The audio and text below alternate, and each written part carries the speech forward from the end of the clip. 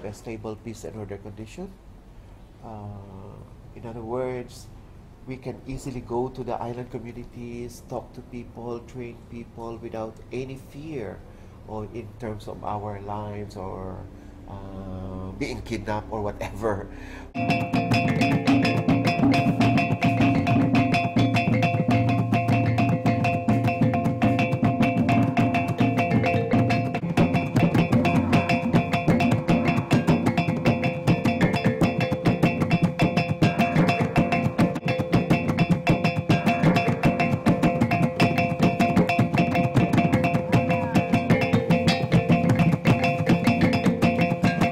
That Tawi-Tawi is the most peaceful province in arm.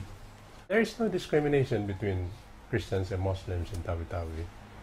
Tawi-Tawi is very peaceful because of the educational system we have there through MSU, livelihood program, but that should be strengthened. The liberality of people there. In fact, the Notre Dame schools have been there since 1950s. It was the only school system in Tawi-Tawi that provided education, early education to the people of Tawi-Tawi. And Notre Dame there is not there to evangelize or to convert Muslims.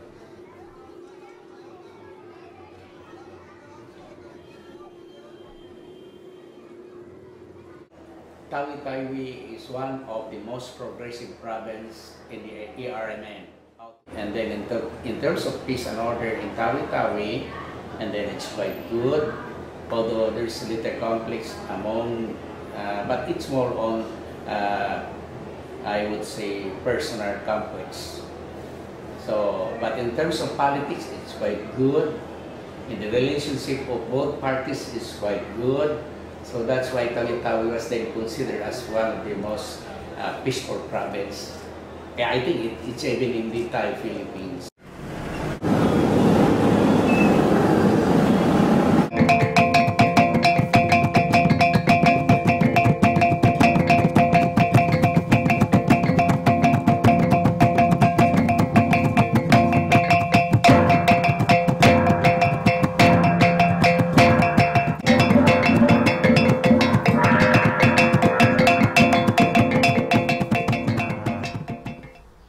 Manusia Bongao, haplos sa manusia na tika maglahat, minga-minga binaybayan, sampai na kapupuan, manasigasagaw, pasal hanya na pag-kidnap, hanya na pag-pirate. Kami to Tawi-Tawi, essentially we would like to dilahi kami makanda. Paglaatan, mabanan kami mo na different communities dito makita Tawi-Tawi, community Samana, community Sinok na, community Yakan, community Bana Christians. At kita to Tawi-Tawi, we have always been living together in harmony. And subitawa na from that beginning until about today and the future. Yeah, beginning that we have started, that our ancestors have started. So when we continue. Ikaw, inkalasahan ko. Ikaw, pagtumun ko. Mahaluk pagtuko, bangkaw haraip ko. Ikaw sadyain halam atay ko. Ikaw inkalasahan ko. Tawi-Tawi is within the Coral Triangle. This is at almost the center of the Coral Triangle. And the Coral Triangle, as we know, is the center of marine biodiversity in the world. So you can just imagine the rich biodiversity that we find here. And Tawi-Tawi is still in a good shape. In fact, that is the very reason why it is the target of a lot of fishing activities from the north, because in many areas of the Philippines, the areas are already badly damaged. While here in Tawi-Tawi, they can still harvest a lot. This is one main source of aquarium fish. This is one main source of seashells. This is one main source of live fish and also one main source of pelagic fishes. So name it and you have it, and people, they still, although there is already like indication of some decline in terms of the catch, but it's still on the whole good.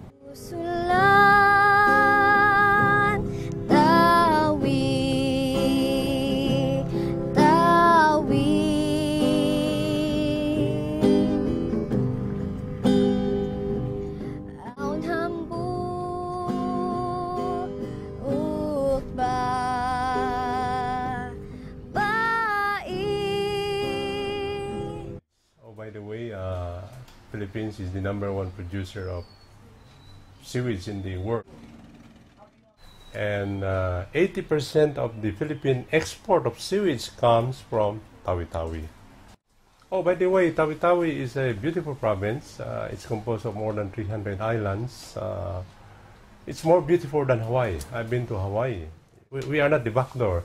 We are the front door to the developed countries in Asia like Malaysia, Singapore, Cambodia, Thailand.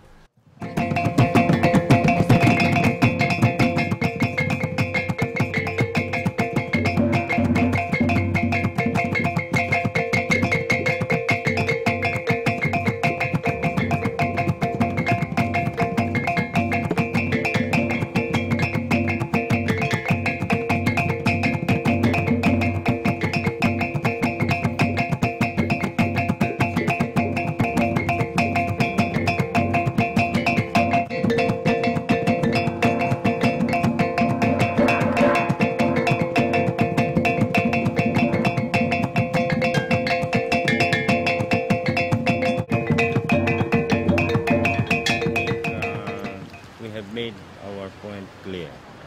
Di yabanang struggle yuk na banang Bangsamoro.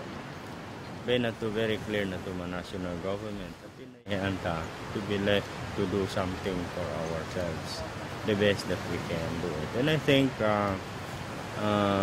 iyan ano ba experience tabi mabibanan katimpo ba kamartawahan at inay good relations between and among at inay different bangsa bito makita mga Tawi-Tawi yan na ang sabi ni continue tabi ni nurture supaya pa-improve progress, improve yung economic development dito malahat.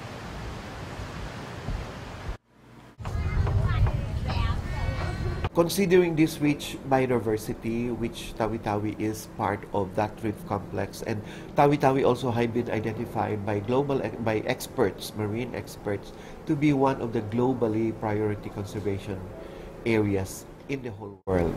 Okay, so that's the reason why the USAID, through its Coral Triangle Support Partnership Program, is supporting the environmental projects that we have here in Tawi-Tawi.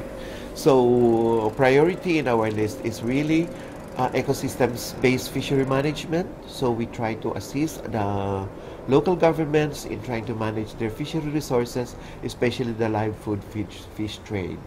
The Tawi-Tawi archipelago is one of the major sources of the live food fish, like groupers, like lobsters, and even the endangered Napoleon wrasse.